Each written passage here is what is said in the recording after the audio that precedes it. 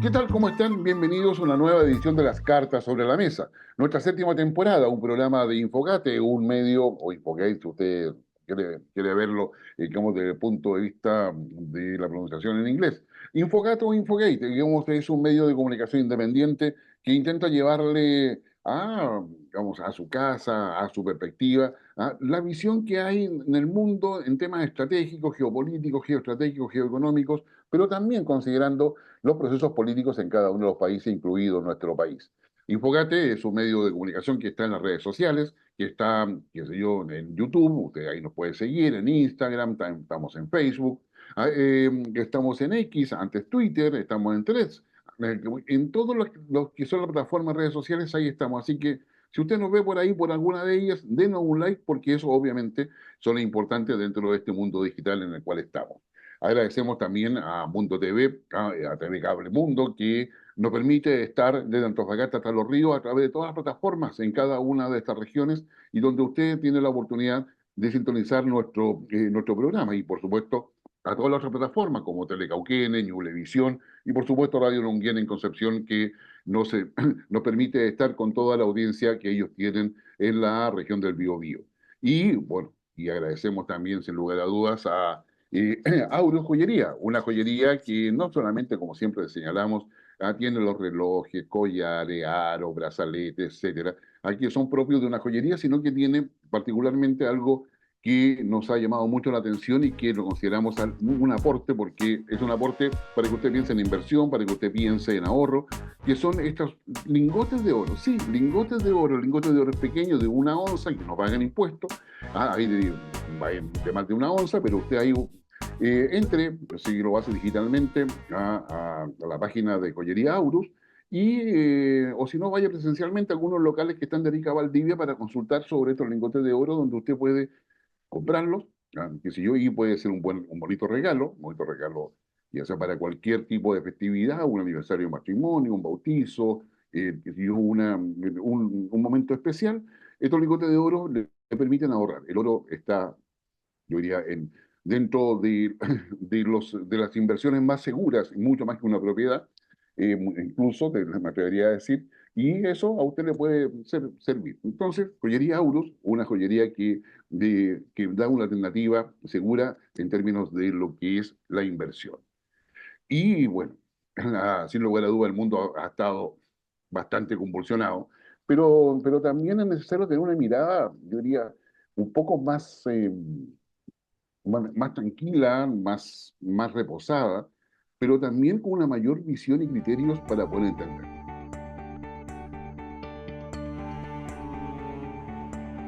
Sin lugar a dudas, acá hay un escenario que es complejo y por eso queremos invitar, y nos ha aceptado la invitación, a ver la perspectiva del mundo a nuestro amigo ya de la casa, Rubén Segura, general de división del ejército, con una larga trayectoria, hoy bien retiro, pero que tiene toda una experiencia en organismos internacionales, por supuesto en el Estado de Chile, en el ejército de nuestro país, pero a su vez también una expertise evidente con muchos estudios atrás de todo eso para poder mirar lo que pasa en el mundo. Rubén, muchas gracias por estar con nosotros.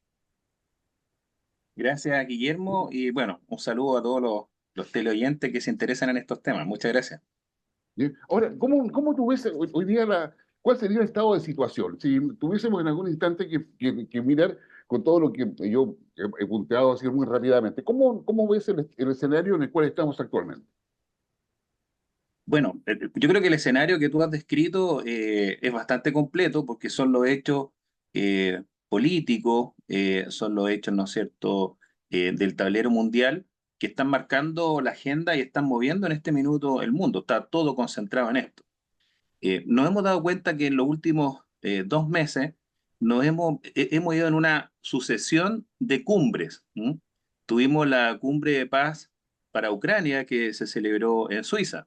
Ujú. Eh, eh, poco, digamos, ruido generó o poca atención llamó, pero también estuvo la cumbre del Grupo de los Nueve, del Grupo de Bucarest, Ujú. que también se juntaron, ¿no es cierto? Y ahí donde están los estados bálticos, está Hungría, Bulgaria.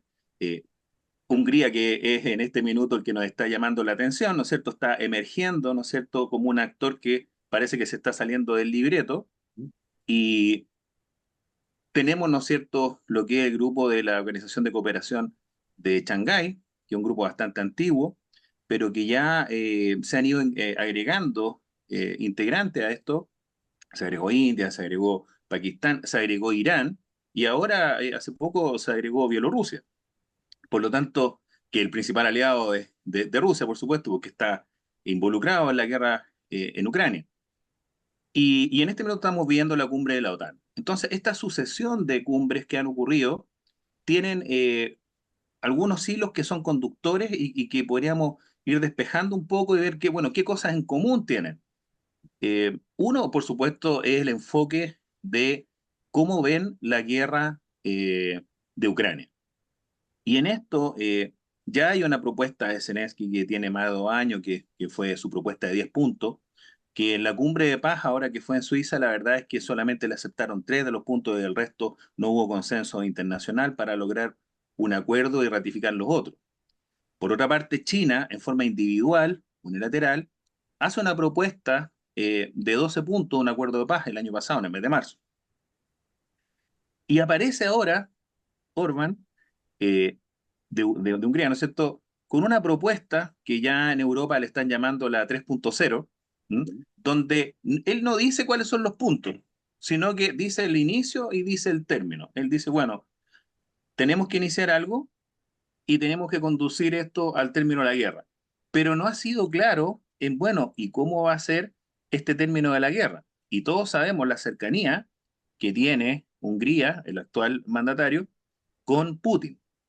Y por eso quería yo tocar el tema de la cumbre de Bucarest, porque en la cumbre de Bucarest se generó una situación un poco tensa, en que incluso algunos miembros como Polonia eh, quisieron, digamos, insinuar, expulsar a Hungría del grupo, sacarlo del grupo de los 9. ¿Por qué? Por su eh, por negarse a firmar un acuerdo de recriminación contra Rusia y una serie de acuerdos más que tenían en el grupo de los 9, Hungría no lo adhirió. Entonces, ¿qué está pasando en Hungría? Esa es la gran pregunta en este minuto. ¿Por qué Orbán tomó esta batuta? Bueno, todos sabemos que tiene una relación con Putin, pero ¿por qué tan decididamente, sabiendo que pertenece al grupo de los 9, sabiendo que es de la OTAN? Bueno, entonces, ¿qué está pasando acá? Nosotros podemos ver que la cumbre actualmente en Washington de la OTAN está con un Estados Unidos debilitado, con un presidente que salió derrotado en un debate internacional. Entonces, es una cumbre que realmente, si bien es cierto, todos estamos atentos a lo que dice, si tú te fijas, los acuerdos que han sacado son todos para el 2025. Todo para el F-16 para el 2025, paquete de medidas para el 2025, equipamiento para el 2025, instrucción y entrenamiento para el 2025, mayor implementación de la industria de defensa de Europa, porque se dio cuenta la OTAN de que no estaban preparados para enfrentar un desafío como el que están actualmente frente a Rusia, potencialmente frente a China, y ahora que se suma Corea, porque por otro lado, mientras ocurrían todas estas cumbres, de las cuales en el grupo de Shanghái, tú ya lo dijiste, bueno, ahí participa Rusia, y con la importancia que tiene, eh, pero Putin hizo sus propias cumbres. Entonces Putin, ¿no es cierto?, hizo su pequeño viaje y se reúne con el líder chino, se reúne con el líder coreano, se reúne con el líder vietnamita y recibe nada menos que en Moscú al primer ministro de la India, a Modi. Y de todo esto salen un sinnúmero de acuerdos. Por ejemplo, China dice que no le ha pasado armas letales, pero nunca ha dicho nada sobre lo que reclama la OTAN, que son los microprocesadores, la tecnología, posicionamiento satelital, en el fondo todo lo que es la tecnología más de precisión para las armas clásicas. Con respecto a Corea del Norte, la alianza fue una alianza gigantesca, porque es una alianza de apoyo recíproco y en el cual ya se dice que eh, medios de ingenieros y de apoyo logístico de Corea del Norte estarían en ciertos lugares desde Rusia apoyando al frente en Ucrania.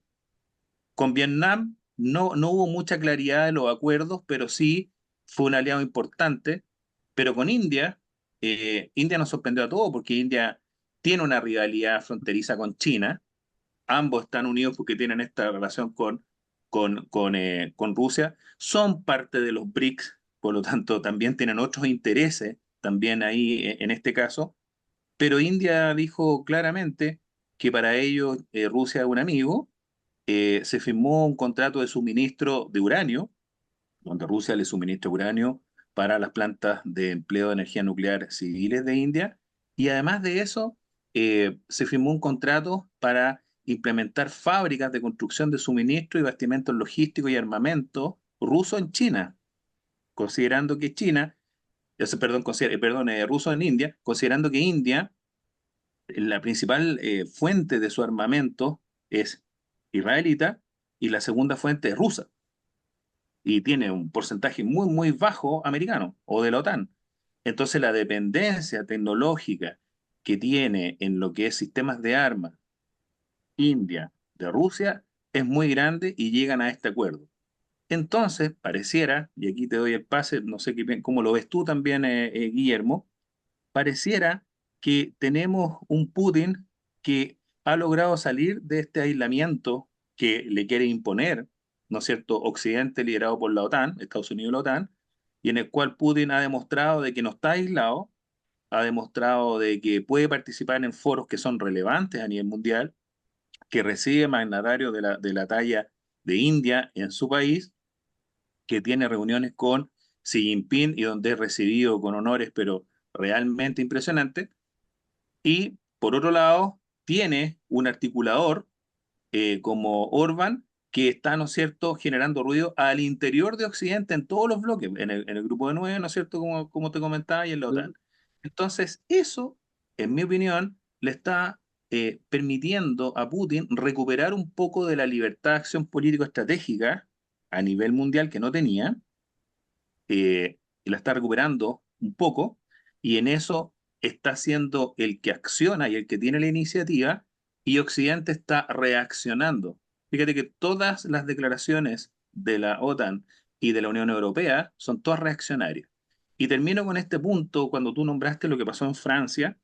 Claro, ahora salió el líder, ¿no es cierto?, de la izquierda, una cosa que en segunda vuelta nadie se esperaba. ¿Ah? Todos pensaban que iba a ganar la derecha y resulta que sale la derecha quedó en tercer lugar. ¿Ah? Macron pasa a segundo y los líderes de izquierda quedan en la primera mayoría. Pero lo interesante fue la declaración que hizo este nuevo líder. Y él dice, encara directamente a Macron y le dice, mire, usted lo único que quiere es tener una guerra con Rusia. Y Francia no está preparada para una guerra con Rusia. Rusia, le dice, es un país tan grande que tiene 11 usos horarios, es un país, ¿no es cierto?, que derrotó a Napoleón, que derrotó a Hitler, y usted quiere ahora involucrarnos a nosotros, a Francia, en una guerra directa con ellos. Entonces le dice, no, señor, creo que le dijo no, señor Napoleón, o no, señor, una cosa así. Eso está pasando en Francia actualmente, más allá de todas las protestas que pasaron después del resultado. Entonces, yo veo, como resumen, que Putin recupera libertad de acción a nivel político estratégico. Veo que en Francia ocurrió una sorpresa estratégica, por lo tanto, Francia, que era como el país europeo junto con Inglaterra, que estaban muy, muy, muy encima de Putin, nos encontramos ahora con que el nuevo liderazgo no va a permitir que esto ocurra, porque hay que nombrar un nuevo primer ministro, que está en proceso. Entonces, eso debilita a la OTAN. Y además un díscolo como Orban, que está haciendo su propia agenda, y de aquí a diciembre, ¿no es cierto?, se fue con libreto propio. eh, Pienso yo que Putin ha sido realmente un artista en este nivel político estratégico, cómo ha manejado los hilos desde el exterior, ya sea con información, con propaganda, con fake news. En la guerra todo vale, parece, Claro. y los rusos así lo son. Entonces, no sé cómo lo ves tú, pero esa es mi primera impresión. Sí, sí, yo, o sea, pues, continuando con lo que tú planteas, que estoy de acuerdo, yo diría que acá, como tú expresas muy bien lo que son los elementos como estratégicos a considerar del escenario eh, conflictual, bélico conflictual, si quieren colocarlo de esa manera, pero también el escenario político que queda en Europa, no solamente con la actitud de Orban y todo lo que es su propuesta nacionalista de ultraderecha. Ahora, yo ahí haría un paréntesis en términos de que en Europa aparece una ultraderecha que hay que distinguirla. La ultraderecha de Le Pen con Meloni en Italia son ultraderechas que ya no son las derechas, la ultraderecha de hace, digo, 20 años, son ultraderechas que se someten a la institucionalidad democrática, se someten al juego político democrático, que es distinto a lo que plantea la ultraderecha que representa Alternativa por Alemania, por ejemplo, que están todavía, son antiliberales, antidemocráticas. Entonces, hay un movimiento ideológico que no es menor, y ese movimiento ideológico va por el sentido que tú señalas, es decir, no queremos una guerra con Rusia, tampoco estamos dispuestos a aceptar que Rusia nos invada de alguna forma, pero están buscando un modus vivendi, ¿ya? Con una Rusia que consideran importante. Recordemos que Europa, parte importante de los países de Europa, dependen de la energía rusa, ¿ya? Dependen de los granos rusos, de los fertilizantes rusos, y que consideran que Ucrania, la verdad que debiera ser un país intermediario de muchas cosas, ¿ya? Pero tienden a cada vez encontrarle más razón a Putin de que Ucrania no debe jugarse ni por la OTAN, ¿ya? Digamos, y debe estar como una suerte yo diría, de zona de intercambio permanente entre lo que es la Federación Rusa y todos los países europeos. Pero eso también nos lleva a que con la visión de Orbán, digamos, la Unión Europea se debilita porque finalmente para Putin lo mejor que puede suceder es que la Unión Europea entre en una dinámica de división. Y pasa que ahora con la elección del Europarlamento se está formando un bloque de la derecha democrática, si queremos verlo de esa manera, que se llama Patriotas por Europa, ¿ah? Y donde vamos a quedar claro esta semana probablemente cómo quiere sería la tercera fuerza. Sin embargo, todo lo que es la, el poder decisivo, es decir, la autoridad de la Unión Europea, se mantiene todavía entre socialdemócratas, democristianos y liberales. Es decir, quedan ellos todavía proeuropeos, pero dejando fuera a esta tercera fuerza que está en el Parlamento Europeo. Entonces, todavía queda mucho a ver qué decisiones se van a tomar, porque es ahí donde se está decidiendo qué tanta cercanía hay entre la Unión Europea y la OTAN, cuáles son los intereses que están en juego. Y ahí vamos al debilitamiento de Estados Unidos. La debilidad de Estados Unidos claramente ha sido aprovechada por Putin, ¿ya? Y esta debilidad no se transforma en la práctica con lo de Biden en un problema de seguridad nacional, porque si Biden renunciara hoy día a su candidatura, ¿ya? Por cualquier argumento, digamos, la deficiencia cognitiva que ha demostrado, llevan a la pregunta obvia. O sea, si no puede ser candidato presidencial, tampoco puede seguir siendo presidente de Estados Unidos. Entonces, digamos, su renuncia a su candidatura presidencial lleva necesariamente también su renuncia a la presidencia, lo cual obligaría que asume Kamala Harris, una Kamala Harris que no tiene las mejores relaciones ni dentro del Estado de Estados Unidos, ni dentro del Partido Demócrata. Entonces, hay acá un problema donde efectivamente eh, se empieza a complicar eh, todo al punto tal de que la OTAN hoy día, con su reunión en Washington, está colocando a China como segundo adversario y va a tratar de presionar a Rusia a través de China. Pero China ya con sus voceros ha señalado de que eso no es inaceptable, nosotros no estamos involucrados en esta guerra, nosotros queremos que haya la paz, queremos que la cosa funcione de otra manera, pero adscribe completamente a la idea de un multipolarismo, ¿ya? Y a un descenso importante del liderazgo de Estados Unidos. No dejemos de lado lo que le pasó a Estados Unidos en Níger. Las tropas estadounidenses fueron expulsadas de Níger, tanto así que el jefe de las Fuerzas Armadas estadounidenses, el jefe del comando completo del Pentágono, tuvo que viajar a África a hacer una reunión con los principales líderes africanos, pero Estados Unidos ha perdido una influencia muy relevante en África y que no la ha podido recuperar. Y si uno empieza a mirar cómo está Estados Unidos en diferentes frentes, vemos que hay un debilitamiento. Ahora, frente a ese debilitamiento, yo creo que está lo que tú señalabas, es decir, hay un escenario que es cada vez, yo diría, más complejo. Ahora, ¿cuáles son las posibilidades? Las alternativas que uno podría ver a futuro? Porque claramente no hay ninguna preestablecida. Pero aquí depende de los liderazgos que vayan emergiendo efectivamente y además con los factores políticos que yo te mencionaba. Sí, bueno, dentro concuerdo con lo que tú planteas y quizá pondría el acento en algunas cosas. Con respecto a lo que está pasando en Europa, claro, nos encontramos con un Estados Unidos que influye en Europa a través de la OTAN, un Estados Unidos que está débil desde su liderazgo, ¿no es cierto?, como lo podemos ver, hasta sus instituciones, su economía y su capacidad de disuasión. Ya Estados Unidos no está disuadiendo como se esperaba o uno pensaría que podría disuadir.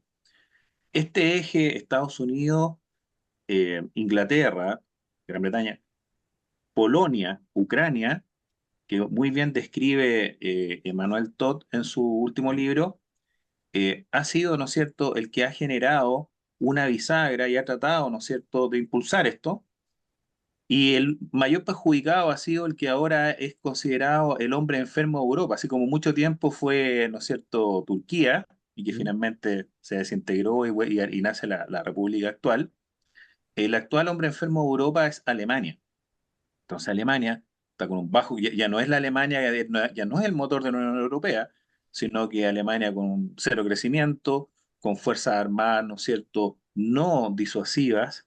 Se han detectado una serie de deficiencias en sus sistemas de defensa, en sus sistemas de mantenimiento, sobre todo su fuerza aérea, en la capacidad industrial, que si bien es de élite, pero no en cuanto a la masa.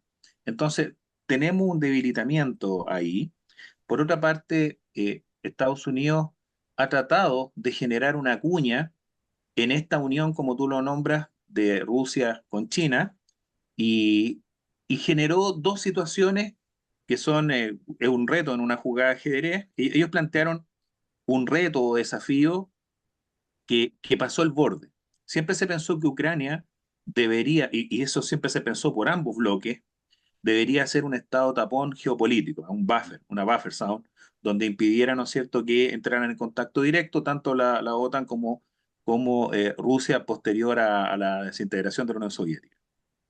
Pero la declaración que hizo ayer la OTAN es que se ha iniciado el proceso y lo denominan irreversible y lo resaltan para integrar a Ucrania a la OTAN.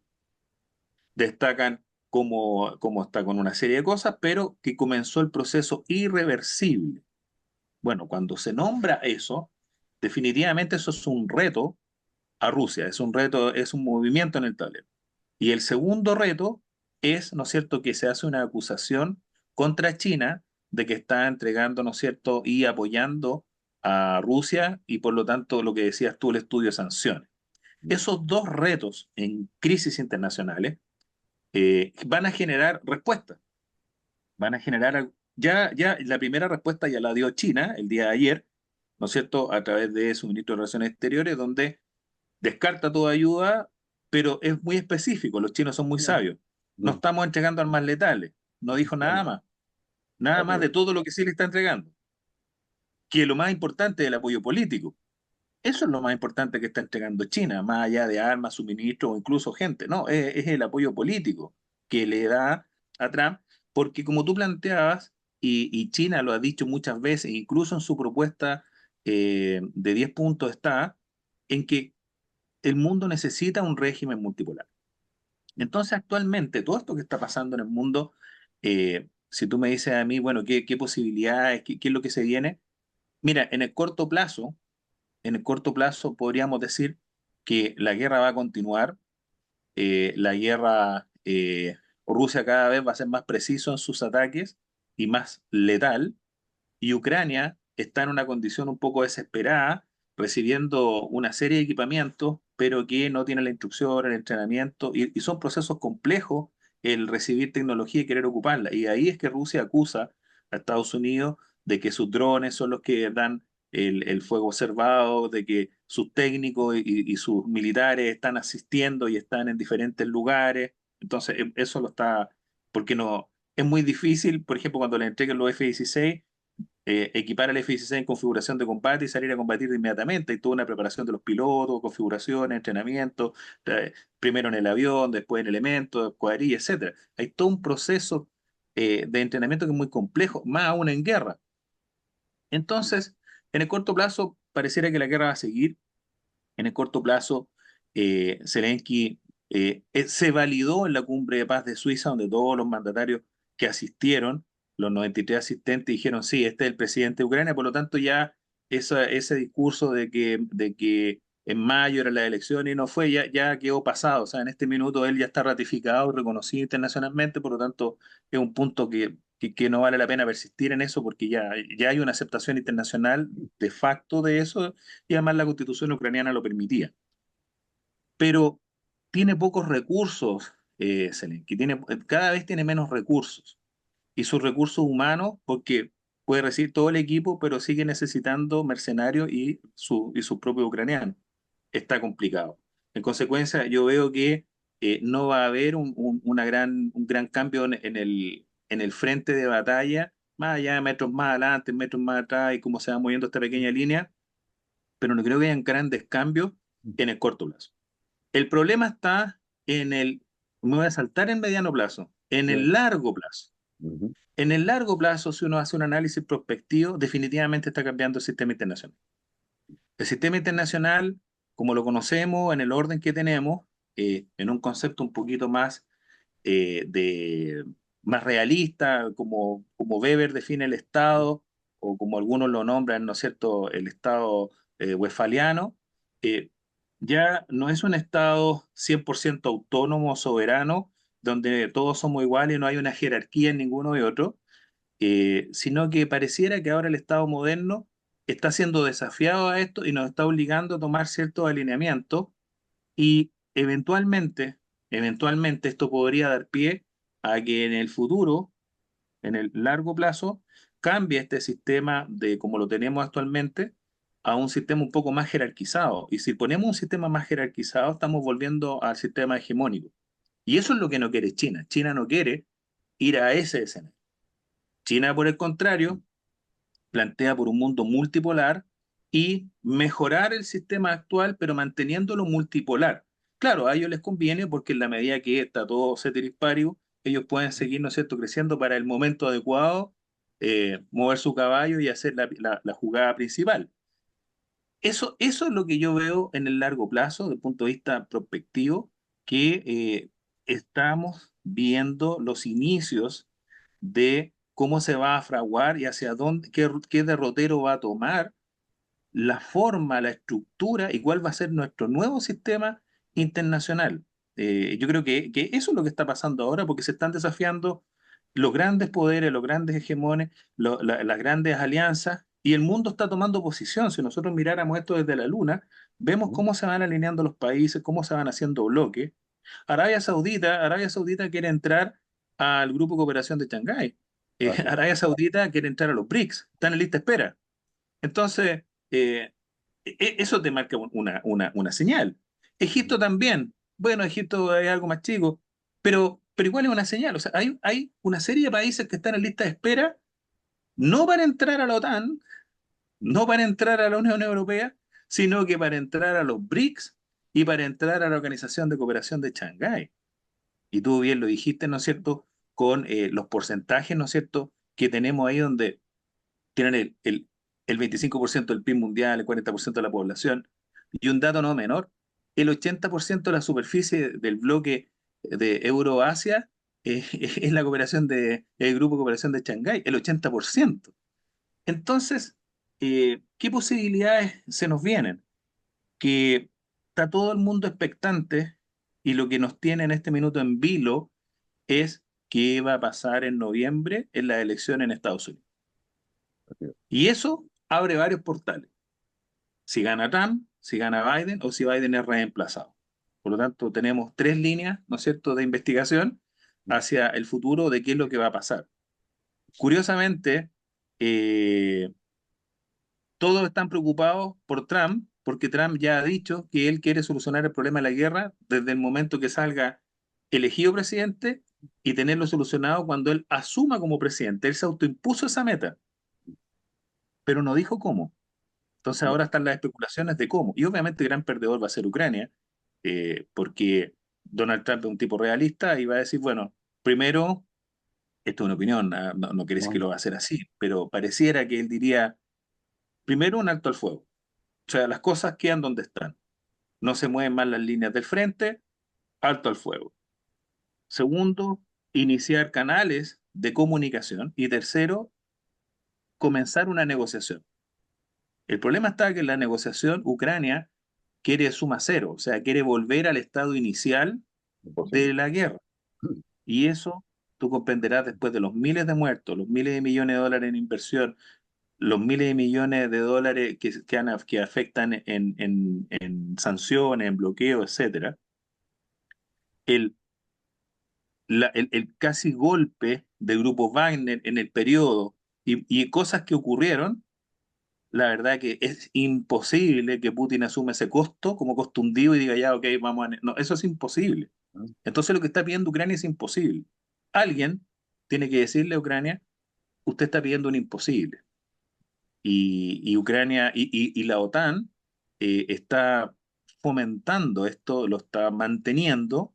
¿A costa de qué? A costa de mantener el liderazgo de Estados Unidos sobre Europa y disuadir a sus principales adversarios en la lucha por el control del nuevo orden mundial que se está fraguando ahora y que pocos ven que esto está ocurriendo a nuestros ojos.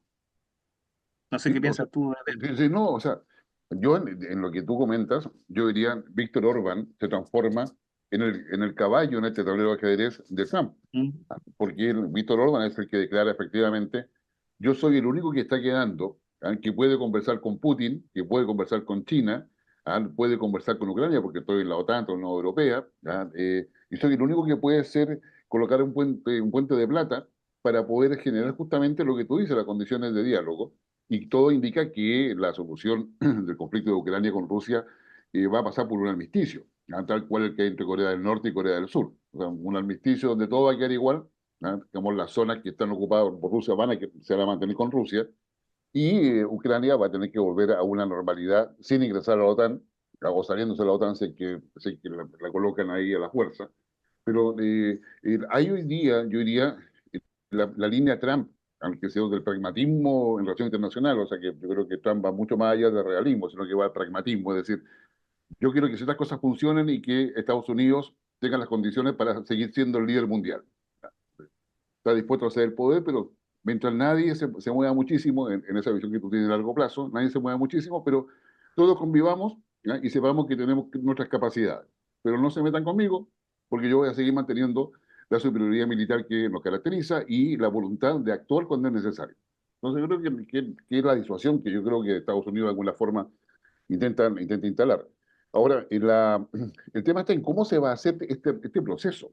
Porque en el corto plazo, efectivamente, las condiciones de guerra se van a mantener. Probablemente, si vamos a Medio Oriente, no vamos a encontrar que la situación en Israel va a pasar por alguna salida de Netanyahu, pero eso no va a acabar la guerra. Es decir, va a solucionar el problema interno de Israel. Ahora, ¿qué es lo que va a pasar con Hamas? ¿Qué va a pasar con el Estado palestino? Dentro de eso, con los hutíes en Yemen, y con el terrorismo internacional que efectivamente ha tenido una ventana de oportunidad para ir creciendo y replantearse. Es decir, hay acá o sea, otros actores que no están directamente en el escenario actual, pero que son intervinientes de alguna forma e influyentes en cómo se mueven las cosas.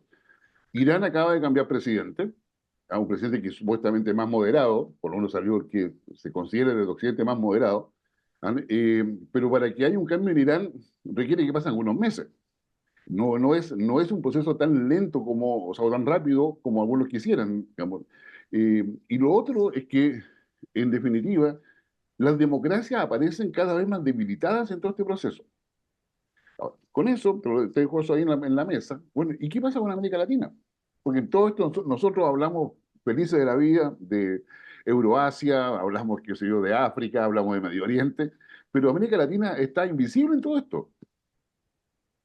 Sí, bueno, efectivamente, o sea, pareciera que estamos invisibles, ¿Mm? pero en realidad estamos en una segunda capa, eso es evidente, nosotros no somos el centro del tablero en este minuto, pero si tú ves cómo están jugando las grandes potencias, yo reitero, creo que Rusia eh, ha sido realmente un ejemplo de cómo en una situación de guerra, en una situación compleja, en una crisis internacional que ha generado y en lo que estamos viviendo y conversando, ha podido fortalecer sus relaciones con África, ha podido mantener, ¿no es cierto?, estos grupos internacionales que son relevantes y también ha podido, ¿no es cierto?, mantener sus lazos en Latinoamérica, cosa que Estados Unidos ha tratado ahora de hacer muy lentamente. Hace poco, recién nosotros tuvimos, nos designaron una embajadora acá, una embajadora muy simpática acá en Chile, pero tuvo mucho tiempo sin embajador.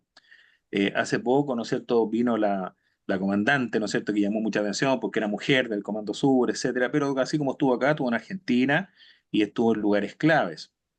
Entonces, ¿qué está pasando acá en Latinoamérica? Bueno, cuando ocurren cosas como guerras, como esta gran guerra que estaba en Ucrania, o lo que está pasando en Gaza, tenemos que ahora el 9 de julio, en el día en Argentina, acá en Chile se celebra el Día de la Bandera y se celebra, ¿no es cierto?, el combate de la Concepción y la jura de la bandera de todos los soldados marinos y aviadores a lo largo del país. Bueno, en Argentina también es el día de ellos. Y en Argentina no solamente hay una parada militar, que fue muy llamativa porque hacía muchos años que Argentina no se le daba una importancia a sus Fuerzas Armadas, pero en la parada militar demostraron voluntad, demostraron cohesión, demostraron una moral alta, y eso se lo está dando, por supuesto, Milei con Villarroel. Demostraron también una capacidad de mantenimiento al pasar muchas aeronaves en vuelo, mostraron su nuevo tanque TAM 2C, pero aquí viene la guinda de la torta, como decimos en Chile. No sé si tuviste la oportunidad de verlo, que en el medio del desfile se sube Milei con Villarroel al tanque y y se van en el tanque y Milei, ¿no es cierto?, un presidente libertario, apoyado, ¿no es cierto?, en una ametralladora, digamos, de combate arriba del tanque, ¿no es cierto?, la ametralladora antipersonal, y entre medio, entre él y su vicepresidenta, una ametralladora sobre un tanque, ¿no es cierto?, modernizado, es un tanque liviano, es un tanque en un chasis de Marder, con un cañón, ¿no es cierto?, que no es, digamos, tan poderoso como los tanques quizás que pudiera tener Chile u otras tecnologías, pero es un tanque que lo pintaron, le metieron tecnología israelita, le mejoraron sus sistemas de control de fuego, le hicieron todo, ¿no es cierto?, un Una pena. repotenciamiento y hubo un gran desfile militar. Bueno, eso está pasando en Latinoamérica. Eso está pasando. O sea, está pasando que, por un lado, tenemos un México que persiste, ¿no es cierto?, en el no intervencionismo, pero tiene grandes problemas internos con todo esto del crimen organizado y que no ha podido superar y sigue siendo un lugar súper inseguro. Ecuador, donde su presidente está tratando de sobrevivir a lo que es, ¿no es cierto?, el descontrol y la anarquía que está viviendo su país, porque ha tenido, ¿no es cierto?, que reiterar múltiples veces, ¿no es cierto?, el empleo de las Fuerzas Armadas, que están abocadas absolutamente ahora en tema interior. Ese es su principal problema. Nos encontramos, ¿no es cierto?, en Colombia, que hay un desafío del propio presidente hacia sus Fuerzas Armadas, donde las Fuerzas Armadas no apoyan todo este proceso que él insiste con este tema constituyente. Lo que pasó ahora recientemente en Bolivia, con Exacto. este extrañísimo golpe de Estado, con acusaciones cruzadas, con una intervención, pero abiertamente, de Evo Morales en diferentes cosas. Entonces, bueno, ¿qué es lo que está pasando en América Latina?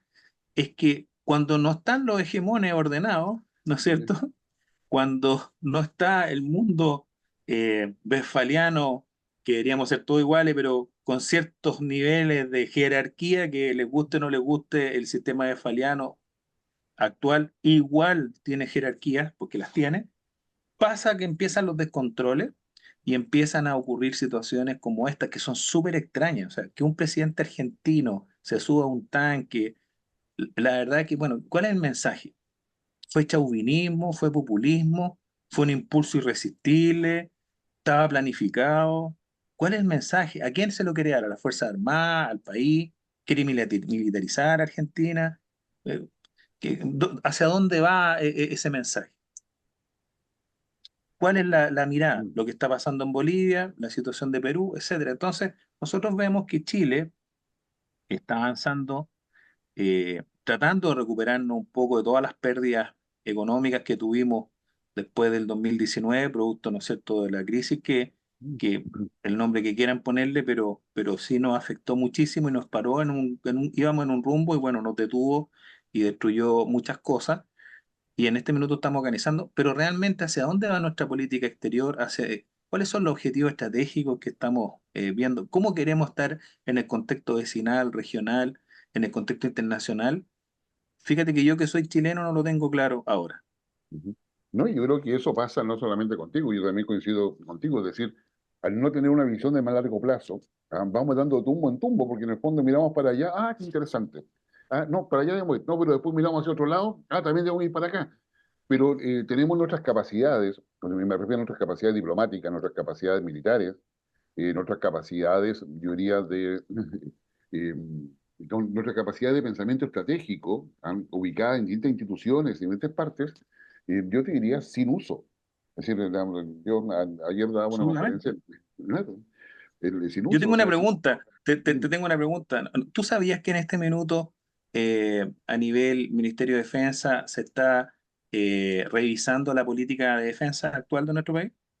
sí, sí, yo supe y supe por casualidad, que incluso me invitaron a la tercera y cuarta reunión, pero porque la primera no,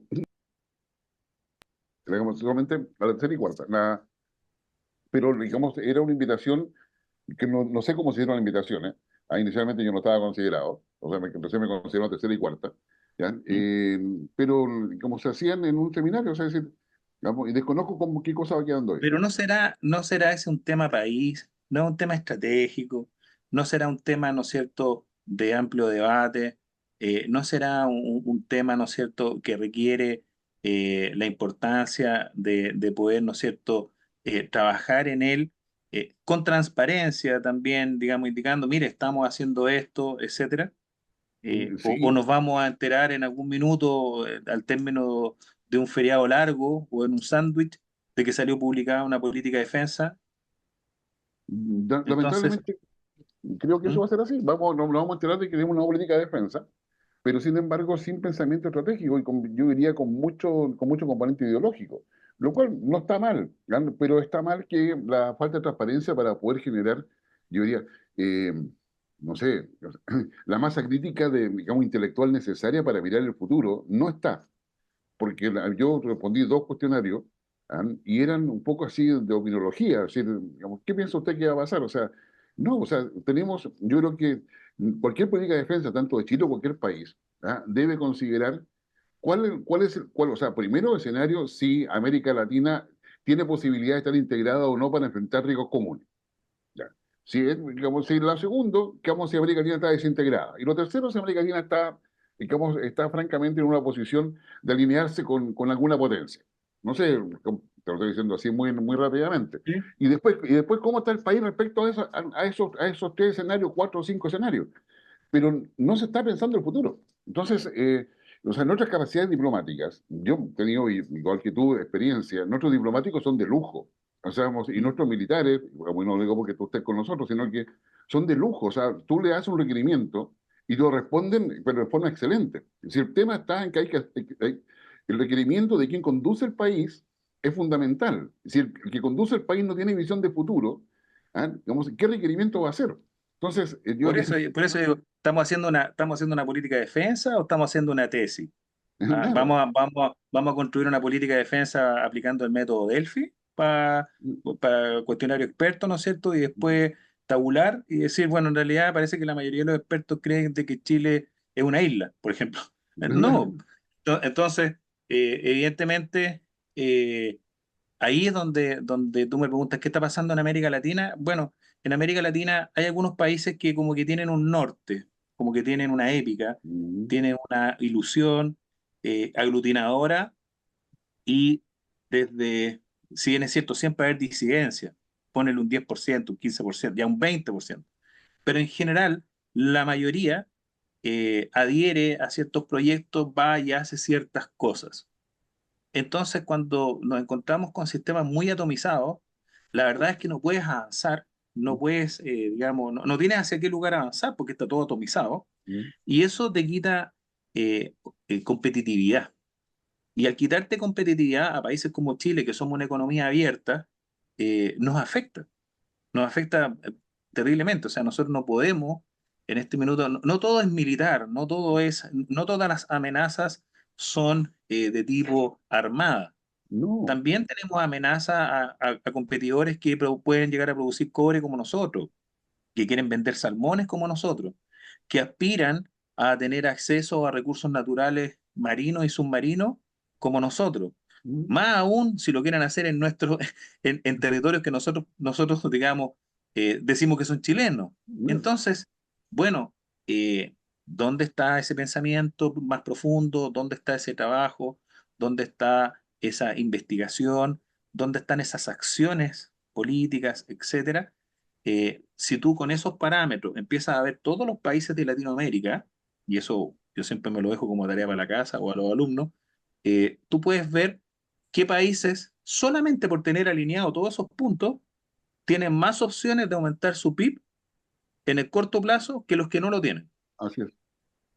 aún manteniendo un contexto de paz. O sea, siendo países que el objetivo es mantenerse en estado de paz para comenzar el desarrollo, fíjate tú que los que pueden alinear todos esos puntos eh, son aquellos que tienen la posibilidad de aumentar su PIB, de aumentar su desarrollo, de aumentar su índice de desarrollo humano, de reducir el Gini, ¿no es cierto? La diferencia entre más ricos y más pobres, etcétera. O sea, de mejorar todos sus indicadores, de tener un PIB real, ¿no es cierto? De que su PIB en paridad de poder adquisitivo, ¿no es cierto?, sea competitivo, Mm, sea atrayente, poder atraer inversión, mejorar sus rankings de clasificación internacional a las diferentes organizaciones que nos clasifican, JP Morgan, Standard Poor's mm, u otros, y ir mejorando. Y esto finalmente se reduce a cuatro carriles, el que tú nombraste, mm, la diplomacia. El carril diplomático es clave, es vital, sobre todo para Chile, que somos una economía abierta y que necesitamos de todo, tanto que llegue como también que nuestros productos salgan. También hay un componente de que necesitamos tener una gobernanza, un gobierno, digamos, que sea transparente, que tenga liderazgo y que sea de Estado, que tenga mentalidad de Estado prospectivo, gobernanza de ese nivel. Obviamente la economía, una economía sana, matar la corrupción, yo- y para eso, luchar contra la corrupción es súper complicado cuando todos los días vemos que todos los que están en proceso son solamente políticos.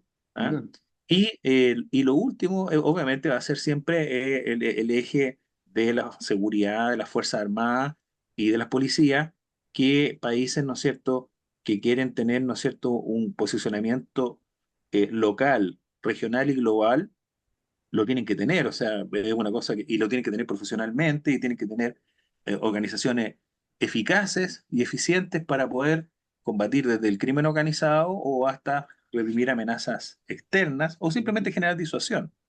Esos cuatro ejes que son muy articulados en los estudios internacionales, en la ciencia política, en la geopolítica, eh, no se ven coherentes y presentes en todos los países. Entonces, a tu pregunta en Latinoamérica, anda viendo con esos parámetros todos los países y tú solo te va a salir una perspectiva y tú vas a decir, mira, estos van a crecer más que estos otros o este va a crecer más que lo que creció el año pasado comparándose consigo mismo. Este otro me da la idea que le va a ir mal. Y no falla, no, fíjate que no, no falla. no, o sea, de hecho, yo te agregaría hoy día, o sea, todos quienes adherimos a la democracia como el mejor sistema para poder distribuir el poder, resolver conflictos, etcétera, nos encontramos con que los países democráticos se están debilitando. Ah, claro, porque si yo tomo todos los parámetros que tú me dices, ¿ah? O sea, ¿qué mejor, ah, que cómo lo hace Putin, ¿ah? Que toma decisiones estructuradamente con la mirada del futuro? Podemos estar o no de acuerdo qué mirada quiere, cuál es su interés objetivo. Xi Jinping, China, también hace lo propio. ¿Ah? Basta ver todas las reuniones anuales que hacen, que son planes quinquenales que lo van adaptando, flexibilizando, etcétera. Lo propio pasa en la lógica india, que ha sido su mirada a largo plazo. Arabia Saudita, que es un principado que están luchando por el poder, está ya pensando en cómo van ellos a sobrevivir en 50 años más cuando no tengan petróleo. Y por eso, entre otras cosas, están buscando inversión en minería, forestal, en otros países, particularmente, o sea, y en Chile también. Entonces, las democracias han debilitado su proceso de toma de decisiones. El problema de Estados Unidos, por ejemplo, si tú miras cómo funciona la relación entre la agencia de seguridad o la asesoría de seguridad con toda la agencia de inteligencia detrás y el Departamento de Estado, el Departamento de Defensa y el Pentágono, los conflictos en el Departamento, en la Departamento de Estado, esta Cancillería estadounidense, el Departamento de Defensa, hace perder el norte, le hizo perder el foco de África, qué sé yo, digamos, tiene la pugna con respecto a la OTAN y la Unión Europea. ¿Para qué hablar de Francia? ¿Para qué hablar, qué sé yo, de varios otros países donde los procesos de decisiones democráticos se debilitan? Y solamente porque no tienen esa visión de largo plazo, sino que finalmente se quedan en la coyuntura. Y pasa lo que tú señalabas, y tú muy rápidamente, reaccionan a todo, o reaccionamos a todo, pero sin, digamos, tratando de mantenerlo equilibrado, pero sin pensar en el futuro. Entonces yo creo que acá, y yo creo que ya se nos acaba el tiempo, pero dejarle esa reflexión a quienes nos siguen, en términos de que las decisiones del presente se deben de que tomar no reaccionando al pasado, sino que mirando el futuro. O sea, si no es imposible. Y es ahí donde las democracias fallan. Las democracias no fallan porque haya mayor o menor participación, que es un elemento fundamental, es un pilar, sino que fallan porque los procesos de toma de decisiones se contaminan con elementos que no están pensando justamente en el bien común de la sociedad. ¿Viste? Concuerdo absolutamente, concuerdo absolutamente. Creo que nos falta, y ahora me voy a centrar en mi país, no en la arena mundial, pero nos falta pensamiento estratégico, no la teoría, no la teoría, sino que pensamiento estratégico profundo, pensamiento prospectivo, con mirada, con visión de Estado, que pareciera una frase de cliché, pero las administraciones de gobierno de 4 años, además que acá en nuestro país no se pueden reelegir, si es que lo hicieron bien, por ejemplo, un presidente que lo hiciera muy bien, que se pudiera reelegir, ¿no es cierto? No tenemos, o sea, un tipo que lo haya hecho muy bien, igual lo van a cambiar. Entonces, con esos cambios, es difícil poder avanzar si es que uno no tiene un pensamiento estratégico, no tiene una viga estratégica profunda que está penetrando, ¿no es cierto?, en el horizonte y está yendo a los lugares inexplorados en beneficio, ¿no es cierto?, de los que venimos más atrás y de los que van a venir en el futuro. Eso se echa de menos, eh, no en la teoría y no en lo académico, porque en las academias se hace y en las universidades también, sino que Así es. en la política y en la gobernanza. Lamentablemente ahí no se aprecia. Eso, digamos, es lo que te podría comentar de esta No, semana noticiosa que ha sido muy intensa. no, muy intensa y yo creo que va a tener varias implicancias. De hecho, nosotros, como ustedes bien saben, grabamos los días jueves. Todavía nos queda el fin de semana y vamos a ver qué pasa con Biden. Pelosi, digamos, en Estados Unidos está ya abiertamente pidiendo que Biden baje su candidatura. Claro, pues si baja su candidatura tiene que dejar la presidencia. Es decir, es incoherente que baje una cosa por no tener la capacidad Claro. cognitiva necesaria, ¿ya? Y siga como presidente. Entonces, el tema de seguridad nacional de Estados Unidos es clave, y yo comparto contigo que lo que tú dices en términos de que Estados Unidos se ha ido debilitando y su capacidad de disuasión mundial, digamos, finalmente ha disminuido y ha dejado un espacio de crecimiento, porque hoy día es más disuasivo que es potencias juntas, ¿ya? India, China y Rusia, que incluso que Estados Unidos y la Unión Europea. Es decir, o sea, de hecho, China nos puede sostener nuestra economía con todo lo que le exportamos. E India también tiene las mismas necesidades. Es decir, India y China. Piensa tú que el grupo BRICS ya tomó la decisión del año 2027 no transar más en dólares. ¿Sí? Entonces, entonces ahí, bueno, ahí tenemos todo un tema. Rubén, te quiero agradecer muchísimo. Bueno, digamos, seguiremos probablemente, y lo más seguro, conversando sobre estos temas. Así que te quiero agradecer mucho tu disposición y bueno, y la idea, y para todos a quienes nos siguen semana a semana, para que usted converse, es decir, no es necesario estar en la coyuntura. Muchas veces es mejor subir un poco, ¿ah? Y desde arriba, desde la luna, como decía Rubén, mirar qué es lo que pasa, porque muchas veces estando dentro, los árboles no dejan ver el bosque, y aquí es necesario ver el bosque y poder actuar adecuadamente. Así que Rubén Segura, muchas gracias por estar con nosotros y nos veremos en una próxima oportunidad. Y a usted, que nos sigue semana a semana, le decía, converse con sus amigos, con sus amistades, con quienes están a su alrededor sobre estos temas, porque son estos temas los que permiten aclarar no solamente el pensamiento, sino que ver cómo actúa uno dentro del ámbito permanente, del ámbito cercano que uno tiene, porque, digamos, dialogando, uno créame que aprende mucho, pero también tiene muy claro hacia dónde querer ir, y si dialogamos, fortalecemos nuestra democracia, sin lugar a dudas, y fortalecemos nuestra integración social. Así que nos vemos la próxima semana, cuídense mucho y que estén muy bien.